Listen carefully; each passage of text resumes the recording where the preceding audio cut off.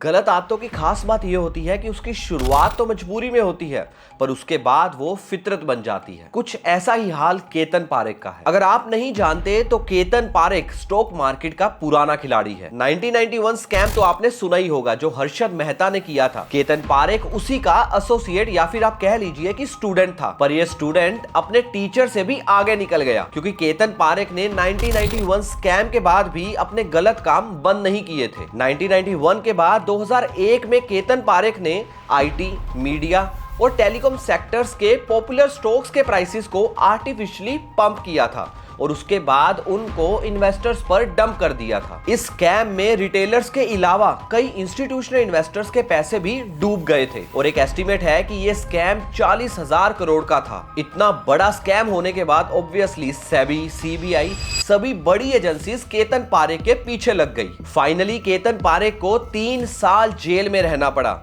और उसको 14 सालों के लिए ट्रेडिंग से बैन कर दिया। 14 साल का बैन खत्म होते ही केतन पारेख एक नए फ्रॉड में लग गया। जहां 2001 में वो पंप एंड डंप कर रहा था, वहीं इस साल वो फ्रंट रनिंग केस में पकड़ा गया। फ्रंट रनिंग का मतलब है कि ऐसी कॉन्फिडेंशियल इंफॉर्मेशन से प्रॉफिट बनाना जो पब्लिक डोमेन में है ही नहीं, क्योंकि इससे फ्रंट रनर्स को अनफेयर एडवांटेज मिलता है। इस स्कैम को समझने के लिए आपको पहले इन 3 लोगों के बारे में पता होना चाहिए। सबसे पहला है केतन पारेख, जिसने ये कॉम्प्लेक्स नेटवर्क क्रिएट किया था। दूसरा है रोहित सालगोकर, जो सिंगापुर बेस्ड एक इंटरमीडियरी है और ये वही पर्सन है जो केतन पारेख को कॉन्फिडेंशियल इंफॉर्मेशन लीक करता था। और तीसरा और सबसे इंपॉर्टेंट प्लेयर था बिग क्लाइंट। ये कौन था, इसके बारे में अभी भी पता नहीं चल पाया है, पर इतना पता है कि ये एक यूएस बेस्ड पोर्टफोलियो इन्वेस्टर है जो बिना जाने इस फ्रॉड का हिस्सा बन गया। इस स्कैम में होता ये था कि एक यूएस बेस्ड इन्वेस्टर, जिसे हम बिग क्लाइंट भी कहते हैं,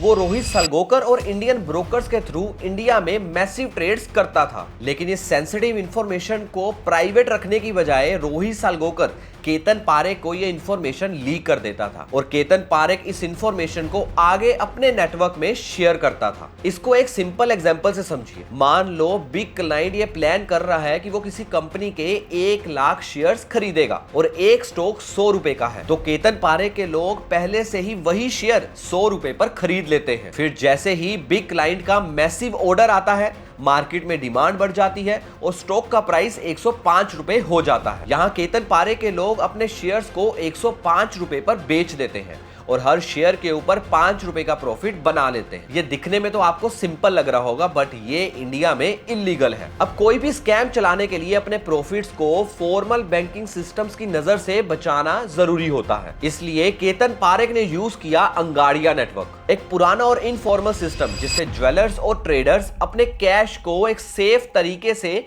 ट्रांसपोर्ट करने के लिए यूज करते हैं। इस नेटवर्क के थ्रू केतन पारेख अपने एसोसिएट्स के साथ अपने सारे प्रॉफिट्स को शेयर कर लेता है और वो भी बिना किसी ट्रेस के। सब कुछ ठीक चल रहा था। फिर सेबी ने ये नोटिस किया कि बिग क्लाइंट्स के ट्रेड से पहले केतन पारेख के नेटवर्क पर सेम ट्रेड्स एग्जीक्यूट हो रहे हैं। सेबी को इसमें एक क्लियर रेड फ्लैग दिखा। फिर उसने थाउजेंड्स ऑफ ट्रेड्स को एनालाइज किया एंड देन उसको एक क्लियर पैटर्न दिखा। केतन पारेख का नेटवर्क हमेशा बिग क्लाइंट्स के ऑर्डर्स के जस्ट मिनट्स पहले ही ट्रेड्स करता था और ये ट्रेड्स हाईली प्रॉफिटेबल होते थे। फिर क्या, सेबी ने 17 जगह पर ऑपरेशंस चलाए और उन्हें वहां से मोबाइल फोन्स, ट्रेड रिकॉर्ड्स और व्हाट्सएप चैट्स एज एविडेंस मिले, जिसमें साफ साफ ये पता चल गया कि केतन पारेख अपने नेटवर्क्स को जैक और बॉस के नाम से इंस्ट्रक्शंस देता था। इन्वेस्टिगेशन अभी भी खत्म नहीं हुई है और केतन पारेख को इस केस के ऊपर सजा मिलनी अभी बाकी है। पर अगर इस बार भी केतन पारेख को स्टॉक मार्केट से पूरी तरह से बैन नहीं किया जाता, तो ये सेबी और इंडियन सिस्टम पर एक बड़ा क्वेश्चन मार्क रेज करेगा, क्योंकि केतन पारेख जैसे लोग एक रास्ता बंद होने पर दूसरा बड़ा रास्ता ढूंढ ही लेते हैं। आपको क्या लगता है कि केतन पारेख जैसे लोगों को क्या सजा मिलनी चाहिए? हमें कमेंट बॉक्स में बताइए और ऐसे और इंफॉर्मेटिव वीडियोस के लिए आप चॉइस के पेज को फॉलो कर सकते हैं।